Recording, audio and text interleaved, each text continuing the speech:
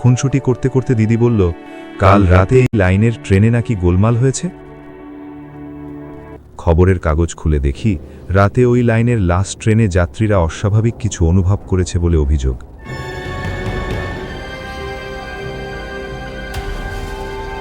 কেউ বলেছে আলো নিভেছিল, কেউ বলেছে কামরায় লোকের সংখ্যা ঠিক মিলছিল না।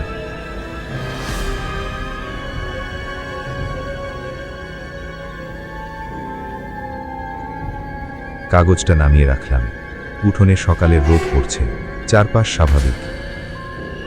হয়তো ওই রাতের অনেকটাই কাকতালীয়, হয়তো শীত, কুয়াশা আর ক্লান্ত মাথা আমাকে বেশি ভাবিয়েছে।